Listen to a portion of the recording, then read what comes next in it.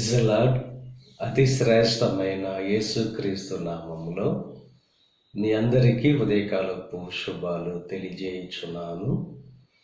ఈరోజు దేవుడు మనకు అనుగ్రహిస్తున్న అతి శ్రేష్టమైన వాగ్దానము యెహోషువ 3వ అధ్యాయము 7వ వచనాన్ని చదువుకుందాము. నిన్ను గొప్ప చెయ్య మొదలు పెట్టెదను. ఈరోజు దేవుడు అతి శ్రేష్టమైన వాగ్దానం మన జీవితంలో అనుగ్రహిస్తున్నారు. మనల్ని గొప్ప చేయ మొదలు పెడతానని చెప్పి దేవుడు వాగ్దానం చేస్తున్నారు.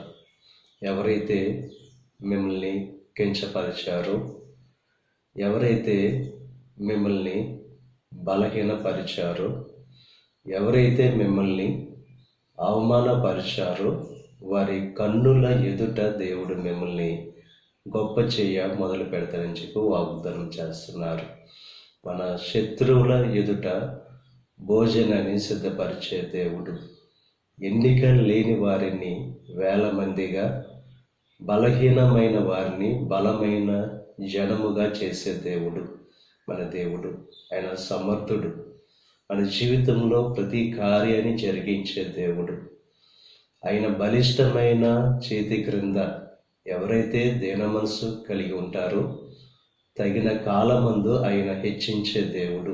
ఇక ఉదయకాల సమయంలో నేను ఎందుకు పనికిరాను, నా జీవితం పనికిరాని జీవితం అని అనుకుంటున్న మిమ్మల్ని దేవుడు గొప్ప చెయ్య మొదలు పెడతానని చెప్పి వాగ్దానం చేస్తున్నారు. ఎప్పుడైతే అటువంటి పరిస్థితుల్లో, ఆ అవమానకరమైన పరిస్థితుల్లో, ఆ నిందల్లో, ఆ తృణీకరిస్తున్న పరిస్థితుల్లో ఎప్పుడైతే దేవుణ్ణి ఆశ్రయిస్తామో దేవుడు గొప్ప చెయ్య మొదలు పెడతాడు. కనుక ఆయన ఆశ్రయించి ఆయన కలుగు చేసే ఆ గొప్ప భాగ్యాన్ని పొందుకోవలసిందిగా ప్రభు పేరట మిమ్మల్ని కోరుచున్నాను. దేవుడు మిమ్మల్ని దీవించి ఆశీర్వదించి మిమ్మల్ని దేవుడు గొప్ప చేయును గాక.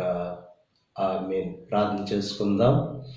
పరిశుద్ధుడా, మహోన్నతుడా, కృప కలిగిన దేవా, ఈ ఉదయకాల సమయంలో అనుగ్రహించిన అతి శ్రేష్టమైన వాగ్దానాన్ని బట్టి నీకు స్తుతులు చెల్లిస్తున్నాం దేవా.